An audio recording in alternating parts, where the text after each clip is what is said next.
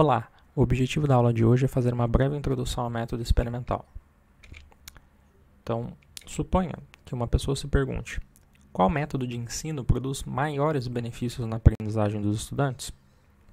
Aqui o objetivo especificamente é comparar os métodos de ensino A e B e ver qual deles que produz mais ou melhores resultados de aprendizagem para estes estudantes. Então, um conjunto de crianças é exposto ao método A e um outro conjunto de crianças ao método B. Esses métodos vão ser passados por professores. Então, vamos supor aqui, pegando um exemplo e tomando emprestado personagens dos Simpsons, que a professora Edna Krabappel vai ensinar a estudantes, um conjunto de crianças, o método A, e o Seymour Skinner vai ensinar um outro conjunto de crianças o método B. Suponha que as crianças se saem melhor, elas aprendem mais o conteúdo por meio do método A do que por meio do método B. O conteúdo é o mesmo, só os métodos de ensino que mudam. Será que a partir disso nós podemos concluir que o método A é melhor para a aprendizagem que o método B? Bom, nesse exemplo hipotético nós temos um conjunto de problemas aqui. O primeiro é, quem são as crianças do método A, quem são as crianças do método B? Pode ser simplesmente que as crianças do método A, que passaram pelo método A, tenham habilidades superiores às crianças do método B, que facilitou com que elas aprendessem esse conteúdo, ou que elas tivessem mais motivação, maior interesse. Um outro problema claro, que está ilustrado aqui pelas figuras da Krabappel e do Skinner, é que são pessoas diferentes. Pode ser que as crianças elas até sejam equiparáveis nos dois grupos, mas é possível, por exemplo, que o jeito de ensinar de um dos professores é mais agradável, mais entediante do que o outro, o que faz com que as crianças aprendam mais por meio do método A do que por meio do método B, mas não pelos métodos em si, mas sim porque a professora Edna Krabappel ensina melhor do que o Seymour Skinner. Ou seja, esses problemas fariam com que o professor Frink, para pegar outro personagem emprestado dos Simpsons, que é um cientista, fique extremamente decepcionado e preocupado porque esse método aqui não segue um rigor experimental.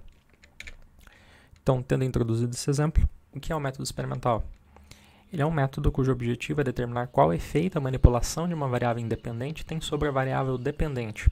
Então, essa é uma definição simples e resumida, e vamos agora trabalhar alguns termos que aparecem aqui nessa definição. O que é uma variável independente? A variável independente é o fator, que é um outro nome também para variável, é o fator que é manipulado em um experimento, ou seja, é aquilo que está sob o controle do pesquisador, aquilo que ele decide variar. No exemplo das técnicas de ensino, seria os métodos A e B. Isso seria a variável independente. É o método e ele tem dois níveis, o nível A e o nível B. A variável dependente, por sua vez, é o fator que é mensurado em um experimento. Não falei muito no exemplo, mas eu falei que eu queria ver os resultados de aprendizagem. Então, poderia mensurar a aprendizagem, por exemplo, por meio de um teste de conhecimentos naquele conteúdo que foi ensinado pelos métodos A e B. Então, o desempenho das crianças poderia ser a minha variável que indexaria a aprendizagem, por exemplo. E eu também tenho variáveis de controle, que são, por exemplo, fatores que não são de interesse em uma dada pesquisa e, por isso, são mantidos constantes, balanceados ou aleatorizados. Eu vou falar um pouco mais sobre cada um desses termos em itálico aqui, constantes, balanceados ou aleatorizados, em exemplos posteriores. Mas voltando então para a nossa definição. O objetivo do método experimental ele é determinar qual efeito a manipulação de uma variável independente tem sobre a variável dependente.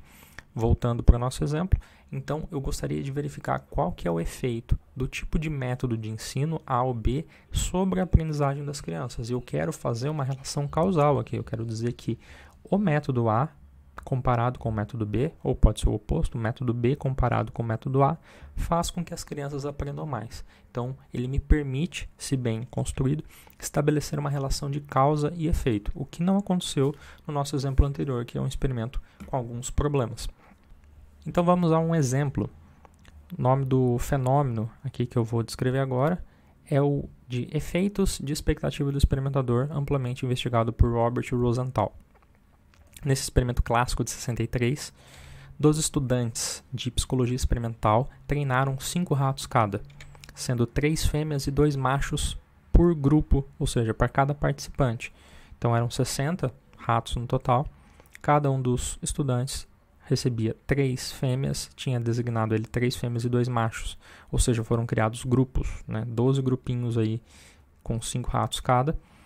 E necessariamente para cada participante, para cada estudante, ele tinha 3 fêmeas e 2 machos. As fêmeas e os machos eram mantidos separadamente, né, em cada um dos grupos. E eles tinham aproximadamente as mesmas idades, ou seja, eles eram balanceados.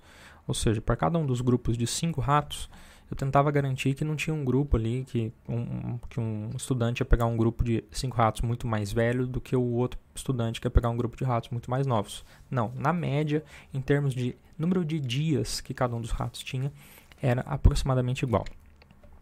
E a tarefa dos ratos era uma tarefa de aprendizagem de discriminação. Era isso que os estudantes iam praticar com os ratos, né, enquanto experimentadores. A ideia é que os estudantes desempenhariam um papel de experimentadores aqui. Então, a ideia é que o pesquisador principal passou algumas instruções para os estudantes, dizendo que, por meio de um procedimento ali de seleção de ratos que são melhores em tarefas de labirintos e outros que são piores em tarefas de labirintos, e depois reproduzindo os ratinhos que não são bons em tarefas de labirinto entre eles e os que são bons entre eles, você acabaria criando indivíduos que seriam, digamos, ratos burros e ratos brilhantes. Alguns que são muito bons em tarefas de discriminação e em labirintos e outros que são muito ruins, né? E os participantes foram informados que eles receberiam 5 ratos burros ou 5 ratos brilhantes. Tá? Esses termos sou eu que estou usando, eles não usaram exatamente esses termos. E a tarefa dos estudantes enquanto experimentadores era uma tarefa em um labirinto em T, que é como a gente chama devido ao formato com a letra T. Então, em geral, o rato é colocado nessa região do labirinto. Essas paredes aqui, elas são altas, então o rato está aqui dentro, tem paredes aqui, e ele tem que tomar uma decisão aqui, ele tem que caminhar até aqui e decidir se ele vem para a esquerda ou para a direita. Importante, o mais crítico é que tem um reforço em uma das extremidades aqui do T. O que acontece? Cada estudante treinou um rato durante 5 dias e teve 10 tentativas por sessão. Então, o rato era colocado aqui e ele tinha que fazer o deslocamento ou para a esquerda ou para a direita. O rato estava privado de comida, ou seja, ele estava com fome, o que era uma operação estabelecedora que tornava o alimento reforçador.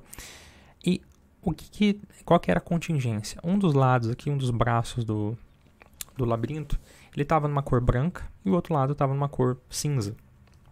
E essa cor aqui, como ele é desmontável, eu posso alterar e colocar o que está cinza de um lado, colocar na outra tentativa para o outro. Então isso era aleatorizado. Por que isso é feito em análise experimental do comportamento? Para garantir que, se a contingência, a relação de contingência é a cor com o reforço, para que que o sujeito, o ratinho, não fique sob controle da direção, virar à esquerda, ou da outra direção, da outra resposta, virar à direita, e sim sob o controle da cor, braço branco ou braço cinza. Ok, então os ratos eles tinham 10 tentativas por dia durante 5 dias. E o desempenho deles era mensurado. O número de escolhas corretas por dia, o número de tentativas sem resposta e o tempo médio em minutos necessário para fazer uma escolha correta.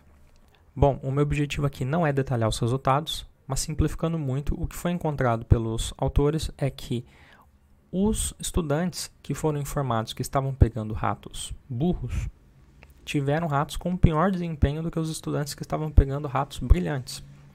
O que é mais importante de enfatizar aqui é que não existia tal coisa como ratos burros e brilhantes. Os ratos eles eram em média iguais. Não existia isso. Eles não estavam sendo reproduzidos diferencialmente e não existia uma seleção de ratos melhores, superiores, portanto, e ratos piores ou inferiores. Os ratos eles eram para eles aprender igualmente bem. E é por isso que o fenômeno é chamado de efeitos de expectativa do experimentador, porque muito possivelmente a informação que os participantes receberam sobre os ratos serem burros ou serem brilhantes e, portanto, terem um potencial para aprender mais rápido, no caso dos brilhantes, ou aprender muito lentamente, no caso dos burros, afetou a maneira como os experimentadores conduziram a pesquisa e, em consequência, o quanto que os sujeitos experimentais aprenderam. Bom, agora vamos fazer uma análise disso que eu acabei de falar, porque o importante aqui para a gente é entender o método experimental. Então, qual que é a variável independente do experimento descrito anteriormente? Seria a informação sobre os ratos. A informação sobre os ratos serem brilhantes ali ou serem burros, né? Então, a variável é o tipo de informação e ela tem 2 níveis. Os níveis são ratos burros e ratos brilhantes, a depender do que cada um dos 12 participantes humanos ficou sabendo acerca dos 5 ratinhos que eles receberam. Agora, quais são as variáveis dependentes? No exemplo que eu acabei de dar, são o número de acertos, o número de tentativas sem resposta e o tempo médio que o rato levou, desde quando ele foi colocado na pontinha ali do T até ele chegar no braço correto onde tinha reforço. Quais foram as variáveis de controle? Eu disse que falaria um pouco mais sobre elas posteriormente. Então, as constantes são aquelas coisas, né? Eu estou falando variável de controle, e aí pode ficar um pouco estranho, porque eu já falei anteriormente que uma variável, por definição, é algo que varia. Mas como assim uma variável de controle é uma constante? Ela é uma constante aqui no sentido de que ela poderia variar, mas eu decidi fixá-la, tá? Eu fixei ela, então eu peguei algo que poderia ser variável e tornei constante para garantir que isso não afetasse ou não interferisse nos meus resultados. Então, o número de tentativas foi 10 por rato por sessão, e foram 5 sessões. O número de sessões também foi fixo.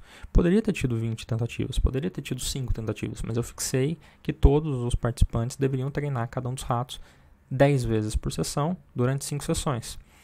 Outra coisa que foi fixada foi a quantidade de ratos, né? Total por participante 5, total por participante do sexo masculino e do sexo feminino também foi mantido fixo, né, por experimentador. Agora tem variáveis de controle que elas não foram mantidas constantes, porque não foi possível, possivelmente era muito difícil. Mas aqui que eu faço, eu tento balancear, ou seja, eu tento fazer com que, eu tento seguir um procedimento que em média faça com que essa variável seja igual para as pessoas, ou seja, a idade, as idades dos ratos, as idades médias. Então o número de dias em média para cada um dos participantes foi igual, ou foi muito próximo, tá? E as expectativas iniciais dos experimentadores. Então, eu não falei na descrição anterior, mas antes dos pesquisadores, dos 12 pesquisadores começarem a atividade em laboratório, eles fizeram uma pergunta para eles, para saber o quanto que eles estavam ali motivados, empolgados para começar a aprender a trabalhar com análise experimental do comportamento, especificamente com ratos. E eles deram algumas respostas, e aí, com base nas respostas, porque tem alguns que podem estar mais motivados, menos motivados, mais felizes ou infelizes em trabalhar com ratos, os pesquisadores, fizeram com que alguns fossem por condição de ratos brilhantes e outros por condição de ratos burros, para garantir que, em média, as expectativas dos experimentadores estavam equilibradas para aqueles que pegaram ratos burros e para aqueles que pegaram ratos brilhantes. Para que não tivesse um fator de confusão, ou seja, para que eu não possa explicar os resultados em termos das expectativas iniciais dos experimentadores, mas sim em termos dos níveis da minha variável independente, informação sobre os ratos serem burros ou brilhantes. Lembra que no exemplo inicial eu falei que é difícil de explicar se o método de ensino A ou B teve um efeito sobre a aprendizagem porque os professores foram distintos para cada um dos métodos? Então, aqui quando eu balanceio, eu garanto que não tem uma relação entre as expectativas iniciais dos experimentadores e a minha variável independente. E também tem variáveis de controle que são aleatorizadas, por exemplo, a posição da resposta-alvo. Eu falei que uma hora a resposta-alvo pode ser virar à esquerda, outra hora virar à direita, depois de virar à direita de novo, porque na verdade o que estava sendo reforçado ali era virar para o braço cinza, né?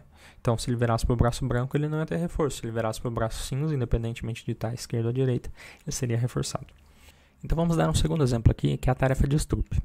Na tarefa de Stroop, o participante vê uma sequência de letras que podem ou não formar palavras. No meu exemplo, formam palavras, formam nomes das cores. O participante vê ali, então, essa sequência de palavras, uma por vez, e as palavras aparecem em diferentes cores. A tarefa do participante é dizer o nome das cores, ignorando as palavras, ou seja, que o participante deveria dizer vermelho, aqui ele deveria ignorar que está escrito verde e dizer azul, porque a cor da palavra é azul.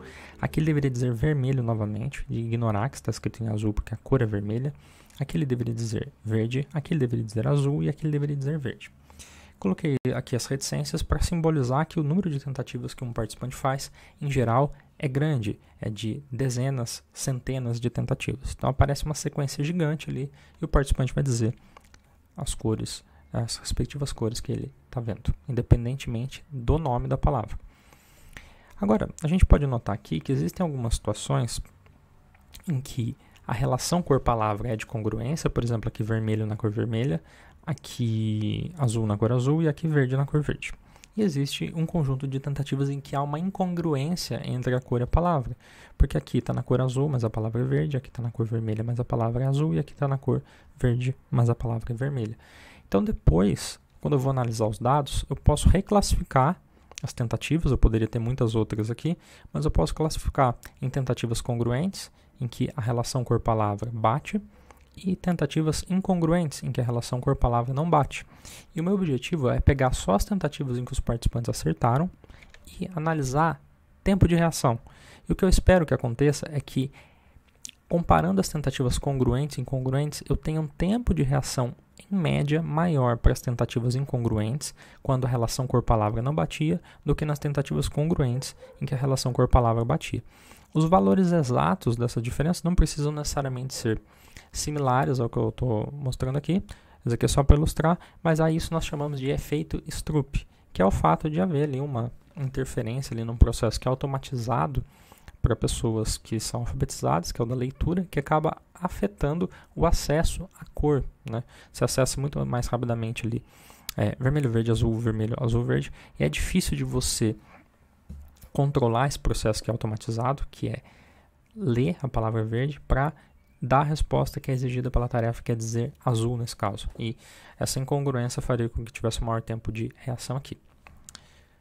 Bom, mas o nosso objetivo aqui não é discutir a teoria por trás da tarefa de Stroop e do efeito Stroop, mas é analisar a tarefa em si.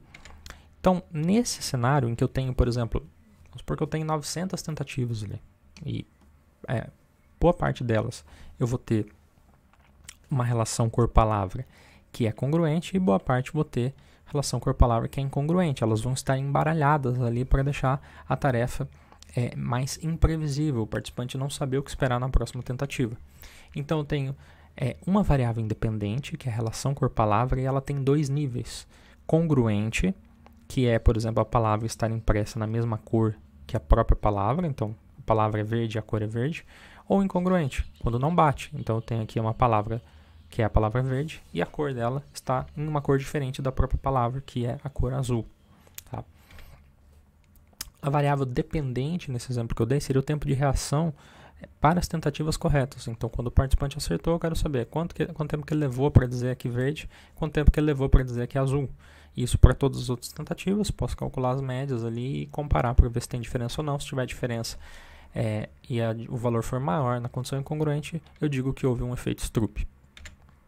Quais são as variáveis de controle nesse caso? Bom, algumas coisas eu vou manter constantes na minha tarefa, no meu experimento. Então, em geral, vai aparecer uma palavra no centro da tela por vez. E o tamanho em que as palavras vão aparecer vai ser igual. Se todas as letras aparecerem em maiúsculo numa tentativa, isso vai acontecer em outras. A fonte da palavra. Então, todos vão aparecer em Arial, em Verdana, Times New Roman. A posição delas, todos vão aparecer no centro da tela. As instruções que vão ser dadas aos participantes vão ser iguais. E o número de tentativas é constante também entre os participantes. Então, todos os participantes vão fazer, por exemplo, 900 tentativas, ou 100 tentativas, ou 30 tentativas. E algumas coisas, também algumas variáveis, são balanceadas ou aleatorizadas. Por exemplo, a ordem de apresentação dos estímulos, que ocorrem em média com igual frequência nos diferentes pontos da tarefa. Vocês devem ter notado no slide anterior que eu evitei fazer com que todas as tentativas congruentes ocorressem no começo e todas as incongruentes no final. Por quê? Porque se todas as tentativas congruentes ocorrem no começo da tarefa e todas as tentativas incongruentes ocorrem no final, pode ser que o maior tempo de reação nas tentativas incongruentes, então vamos pegar o cenário aí que a gente tem 900 tentativas. Então você tem 450 tentativas congruentes e depois de 450, a partir da 451 até a 900, você tem tentativas incongruentes. Aí você tem um maior tempo de reação nas incongruentes. Pode ser que isso aconteça simplesmente porque os participantes estão cansados. Então eu não consigo dizer se o meu resultado se deve à minha variável independente ou a esse fator de confusão, que é o fato de eu ter uma variável que está covariando junto com a minha variável independente, que seria a ordem. Então é por isso que eu embaralho. Eu pego as minhas 900 tentativas, eu crio as 900 tentativas, mas eu embaralho elas. Para garantir que, Por exemplo, a palavra verde na cor verde aparece algumas vezes no começo, algumas vezes no meio, algumas vezes no final da tarefa. A mesma coisa, a palavra verde na cor azul, ela aparece algumas vezes no começo, algumas vezes no meio, algumas vezes no final. Logo, eu não posso explicar os resultados em termos de onde que esse símbolo composto aqui, né, palavra verde na cor verde, e esse outro símbolo composto, a palavra verde na cor azul, se eles apareceram mais numa posição ou na outra, né? Bom, então retomando o método experimental que eu introduzi nos primeiros slides. Eu tenho uma variável independente, ela está sob o controle do pesquisador, ou seja, o pesquisador é quem determina quais serão os seus níveis. Lembrando que uma variável, como já dito em aulas anteriores, precisa variar, portanto precisa ter mais de um nível, tem que ter 2 ou mais, e ela é manipulada. Agora, se você prestou bastante atenção, tem uma pequena diferença nos dois exemplos que eu dei, né? Tem no meu primeiro caso, em que eu falei de efeitos de expectativa do experimentador, a minha manipulação foi entre sujeitos, ou seja, diferentes participantes são expostos a diferentes níveis da VI. Então, minha variável independente lá é o tipo de informação que eu dou aos participantes sobre os ratos, se eles são brilhantes ou burros, e 6 participantes receberam ratos que foram chamados de brilhantes, mesmo que eles não fossem brilhantes, e os outros 6 participantes receberam ratos que foram chamados de burros, mesmo os ratos não sendo burros. Então, note que um conjunto de participantes passou por um nível da variável independente, que é brilhantes, e outro grupo de participantes passou por outro nível da variável independente, que são os ratos burros. Então, é por isso que eu chamo essa manipulação de entre sujeitos, porque os níveis da variável independente são expostos para diferentes participantes. Então, ele é repartido entre os participantes. Pensa assim, eu tenho a minha variável independente, ela tem níveis, nesse caso 2 níveis, e esses níveis eles são repartidos. Alguns participantes recebem um nível, outros participantes recebem outro nível. Então, a manipulação é chamada de entre sujeitos. Agora, na tarefa de Stroop, eu disse que algumas tentativas eram tentativas congruentes e outras tentativas eram incongruentes. Isso para um mesmo participante. Não faz muito sentido eu fazer uma tarefa de Stroop em que um participante vê todas as tentativas congruentes e o outro participante vê todas as tentativas incongruentes. Porque provavelmente o participante que vê todas as tentativas congruentes, ele vai perceber que ele não precisa ficar olhando a cor da palavra, ele pode só ler, porque sempre vem tentativa congruente para ele. Então, por isso que na tarefa de Stroop, esse é um dos motivos, né, não é o único, a manipulação da variável independente, ela se dá de maneira intra-sujeitos, ou seja, os mesmos participantes são expostos aos diferentes níveis da VI. Né? O participante passa por todas as condições ali, no caso, ele passa pelas condições congruente e incongruente da tarefa de Stroop. E aí fica a pergunta, né? Eu devo fazer minha pesquisa entre sujeitos ou entre sujeitos?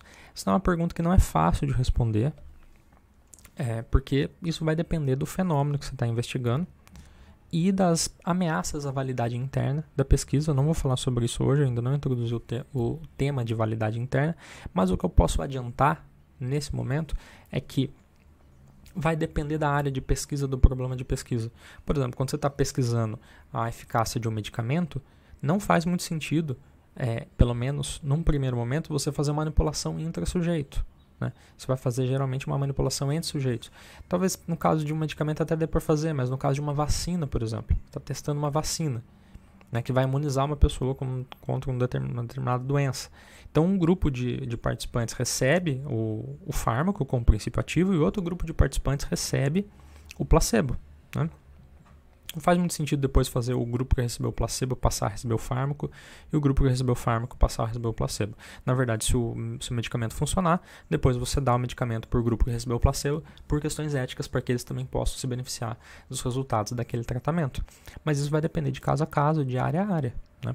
No caso, por exemplo, da tarefa de Stroop, como eu falei bem agora, não faz muito sentido eu fazer tentativas congruentes para um participante e tentativas incongruentes só para outro participante, porque eu não consigo calcular a diferença para cada participante nas duas condições, que é o que caracteriza a própria definição do efeito Stroop. Bom, uma mnemônica que eu ofereço aqui para lembrar o que é uma variável independente é o seguinte: a variável independente é aquela que os valores da VI independem do que o participante pensa, sente, acredita e faz. Ou seja, a variável independente ela está sob o controle do pesquisador e não importa o que o participante, quando ele chega na situação experimental, pensa, sente, acredita ou faz. É o pesquisador que tem o controle dela. Ou seja, ela independe do participante. No caso da variável dependente, o pesquisador ele decide o que e como ele vai medir, mas o pesquisador ele não controla qual é o valor ou quais são os valores obtidos no processo de mensuração.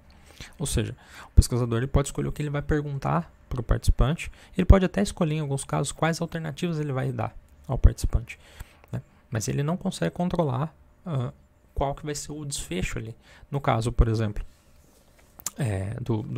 da tarefa de Stroop, ele não tem controle sobre quanto tempo que o participante vai levar em milissegundos para dar cada uma das respostas.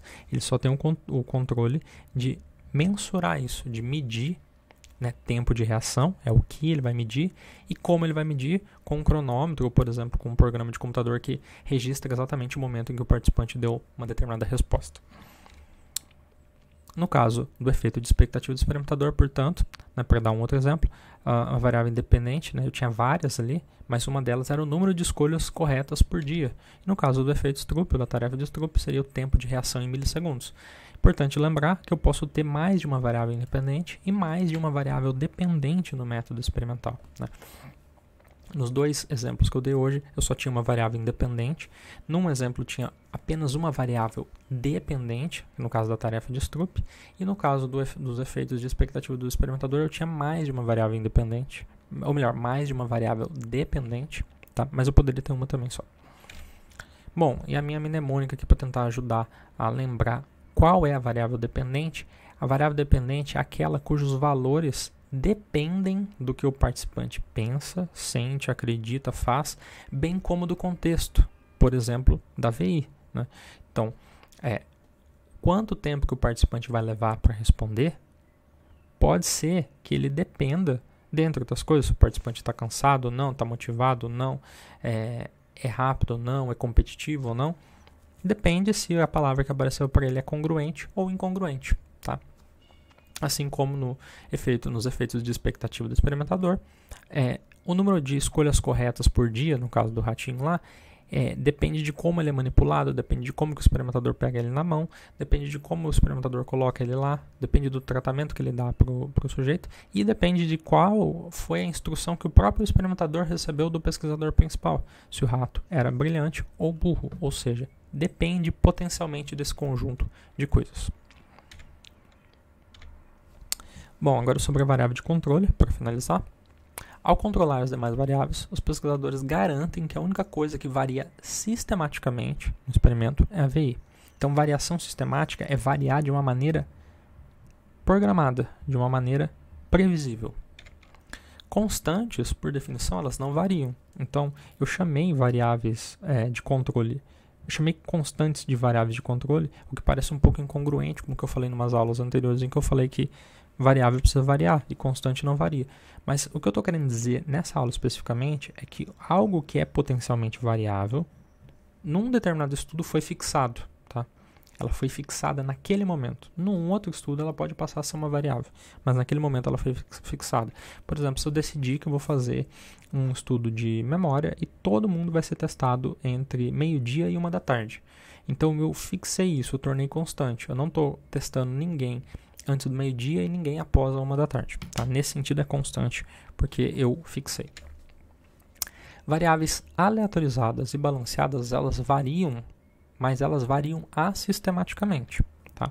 Ou seja, quando eu falo que algumas variáveis foram balanceadas, por exemplo, o fato dos ratinhos lá terem diferentes idades, mas em média eles têm mais ou menos a mesma idade, é para garantir que elas não variam junto com a minha variável independente. Não os ratos, para os participantes que eu falei que vão receber os ratinhos burros, eles não são mais velhos, né? Ou mais novos. Tá? Quando as variáveis aleatorizadas e balanceadas variam assistematicamente, eu posso dizer que os efeitos da VI não são confundidos com essas outras variáveis. Logo, se os valores da VD variarem em função da VI, disse que a VI causou a VD. Então é nesse sentido que eu vou atribuir causalidade. É uma causalidade em sentido probabilístico e não em sentido determinístico e no contexto de um experimento, tá?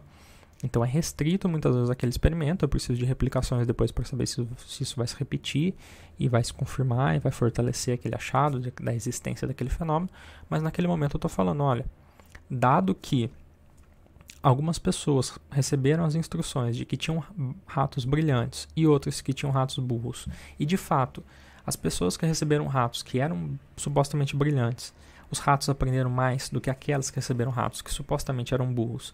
E dado que esses ratos, na verdade, eles eram iguais em termos de idade, em termos de sexo, em termos de quaisquer outros fatores, a minha explicação inicial, ou a minha descrição inicial do fenômeno é que isso é chamado de efeito de expectativa do experimentador.